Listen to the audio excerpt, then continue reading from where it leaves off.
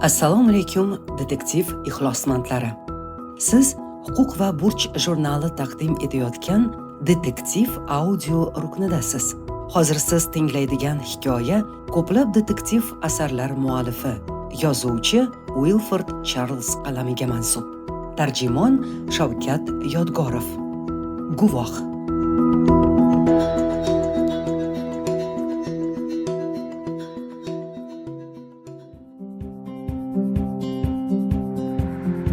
O'sha kuni kechga yaqin Guinnilar do'koni yonida to'xtab, u yerga yangi kelgan baliq ovlash asboblarini tomosha qilish uchun kirgandim. 3 qavatli, hamisha molga liq to'la bu do'kon shahardagi eng yaxshi supermarket bo'lsa kerak. Undagi antiqa mollar kishi aqlini shoshiradi. Birgina baliq ovi, umuman ovda asqatadigan ashyolarni tomosha qilishning o'ziga indamay 1-2 soat vaqtingiz ketib qoladi. Agar shahardan tashqarida dam olishni xush ko'rsangiz, o'sha do'konga bir kirib o'tishni maslahat bergan bo'lardim. Men yopiq oynavand shkafdagi ehrom shaklida terib qo'yilgan sochma o'qlarni tomosha qilayotgandim. Shunda menga orqa o'girib turgan kishining peshtaxtadagi zalvorligini, stolda turadigan zajgalkani olib, hech narsa bo'lmaganday yomg'irpo'shining cho'ntagiga solib qo'yganiga ko'zim tushdi. Yaqin o'rtada sotuvchi ham, mendan boshqa xaridor ham yo'q edi. Menimcha, u oynavand shkafdagi aksini kuzatib turganimni sezmadi. G'alati ahvolda qoldim. To'g'ri, o'zim ham bolalikda arzongarov rastalardan qalam, to'g'nog'ichga o'xshash mayda-chuydalar o'g'irlagan paytlarim bo'lgan, lekin hozir umrimda birinchi marta rostmana o'g'irlikka guvoh bo'lib turardim. Zajgalka $75 turadi. Buni aniq bilaman. Chunki uni sal oldin o'zim ham qo'limga olib, ishxonam yoki uyimdagi stolimda qanday turishini tasavvur qilib ko'rgandim. Lekin oilali odamman. Bunaqa hashamatni cho'ntagim ko'tarmaydi. U haqiqatan ham antiqa yasalgandi. Ritsarlar dubulg'asi shaklida bo'lib, o'rkachi bosilsa, dubulg'aning old niqobi ko'tarilib, ritsar og'zidan olov purkardi. Bunaqa ritsarlar peshtaxtada jips bo'lib saf tortib turardi. Ulardan birining cho'ntagiga tiqqan kishi lift tomon ketgach, lashkar safi siyrak tortib qolganday bo'ldi. Agar o'ylash uchun ozgina fursat bo'lganda, ehtimol bu o'g'irlikdan ko'z yumgan bo'larmidim. Mening nima ishim bor? Bunaqa ko'ngilsizliklarga bosh suqib nima qildim? Ammo shu payt oldimda nima xizmat deganda yoshgina sotuvchi yigit paydo bo'ldi. Men lift tomonga ishora qildim. Yashil plashdagi ana odamni ko'ryapsizmi? U hozirgina mana bu zajgalkalardan bittasini cho'ntagiga solib ketdi. O'g'irladi demoqchimiz, janob? Men bunday demadim. Faqat u manavi matoqdan bittasini cho'ntagiga solib lift tomonga ketdi dedim. Bilasizmi, janob, bu mening vazifamga kirmaydi. Siz bo'limimiz boshqaruvchisi janob Livayn bilan gaplashib ko'rmaysizmi? Yelkamni qisib qo'ydim. Ichim uvishdi. Bekor qildim-ku. Endi istasam, istamasam bu yoqimsiz mashmashada ishtirok etishimga to'g'ri keladi. Sotuvchi tezda 40 yoshlardagi past bo'yli, taqirbosh janob Livaynni ergashtirib keldi. Men 2 og'iz gap bilan unga bo'lgan voqeani aytib berdim. Livayn labini qisib, meni diqqat bilan tingladi. So'ng ishonch hosil qilish uchun bo'lsa kerak, peshtaxtadagi ritsarlarni sanagan bo'ldi. Oynavand shkaf oldida turib, undagi aksdan suvenirlar bo'limini ko'rish mumkinligini ham tekshirib ko'rdi. Siz janob Granovskiy. Janob Granovskiy, agar o'g'irlik sodir bo'lgani aniqlansa, sudda guvohlik bera olasizmi? Nimalar deyapsiz? Men sizga uning zajgalkani yashirincha cho'ntagiga solganini aytib turibman-ku. Yonini tintib ko'rsangiz kifoya emasmi? Bu siz o'ylaganchalik oson ish emas, janob.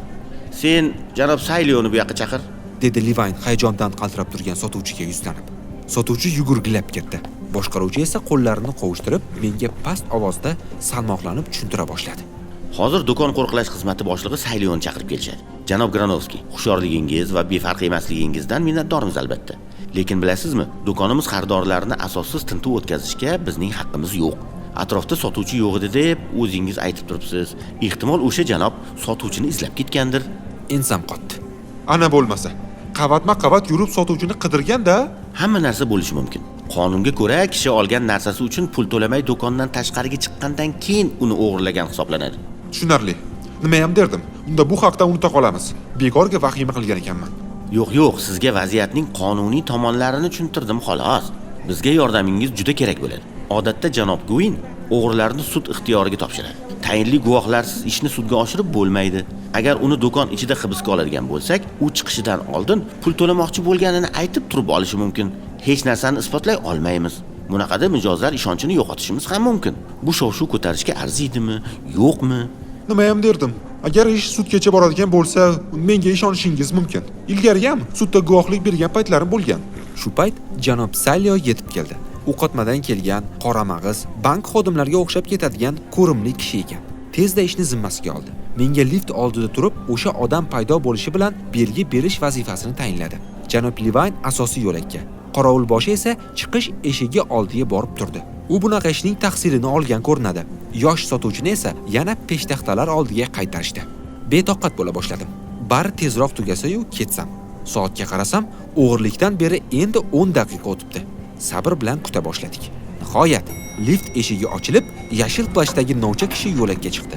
Kelishilganday qo'lim bilan ishora qildim va uning orqasidan tushdim. Birdan miyamga qurollanmaganmikin degan o'y kelib, beixtiyor qadamim sustlashdi. O'g'ri chiqish eshigi tomon ketayotgani aniq bo'lgach, oynavat eshik tavaqasidan janob Saylioga qaradim. U eshikdan chiqqan joydagi yo'lakda, go'yoki tamaki qutisini tozalash bilan ovora edi.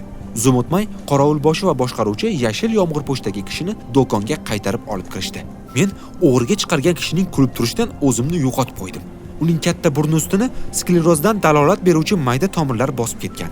Siyrak tishlari katta og'zini yanayam katta qilib ko'rsatardi. Ma'zur tutasiz janob. Mana bu odam peshtaxtadan zajgalka olganingizni, lekin uning pulini to'lamaganingizni aytmoqda. Dedi sovuq ohangda odobni saqlab qorovullar boshlig'i. Saylioning bir gap bilan mas'uliyatni zimmamga ilib yurganiga to'g'risi jahlim chiqdi. Yashil plashli naydov yelkasini qisib, so'ng aybdorona iljayib qo'ydi. Uning menga qadalgan ko'k ko'zlaridagi nafrat va istihzodan ichim muzlab ketdi. Nahotki, sizlar mana shu zajgalkani aytyapsiz shekilli. O'g'ri cho'ntagidan xromlangan ritserni chiqardi. Ha, bu o'sha. Tasdiqladim yelkamdan tog' ag'darilgandek bo'lib. U plashi tugmalarini yechib, cho'ntaklardan bir nima qidira boshladi. Nima desam ekan, ko'rib turibsizki, menda kassa cheki bor. Dedi u Saylioga bir parcha qog'ozini uzatib. Qorovulboshi chekka ko'z tashlab, uni boshqaruvchiga uzatdi. U esa menga g'azabnok qarab qo'yarkan, chekni xaridorga qaytardi. Xohlasangiz, chek daftarchamni ham ko'rsatishim mumkin. Shart emas janob. Hammasi joyida. Ha, hech qisi yo'q. Siz o'z vazifangizni bajardingiz. O'rningizda bo'lsam, men ham shunday qilgan bo'lardim. Ehtiyotkorlik hech ham ziyon qilmaydi. Hammasi mening aybim bilan bo'ldi. Dedim men. O'ng'aysiz vaziyat uchun kechirasiz. Gapimga javob berishni hech kim ep ko'rmadi. Ko'chaga chiqar ekanman. Endi bu do'kondan hech qachon hech narsa xarid qilmaslikka o'zimga o'zim so'z berdim. Adashgan bo'lishi mumkin emas. Ana bu naynov zajgalkani cho'ntakka urganini o'z ko'zim bilan ko'rdim. Hech qanaqangi sotuvchini ham qidirgani yo'q. U o'g'rilarga xos qandaydir usul qo'llagani, ayyorlik ishlatgani aniq. Hammani aldashni qanday eplaganiga aqlim yetmasdi. Mashinam oldiga qaytib endi rulga o'tirganimda kimdir eshik oynasini chertdi. Yashil yomg'irpo'shli darojning tirjaygan basharasi ko'rindi. Oynani tushirdim. U menga yaltirab turgan ritserni uzatdi. O'g'ayni, antika zajgalka kerak emasmi? Dedi u xiringlab. Javob berishdan oldin yutunib oldim. Uni o'g'irlab oldingiz, bilaman. Lekin chek qayoqdan paydo bo'ldi? Aytsam sotib olasizmi?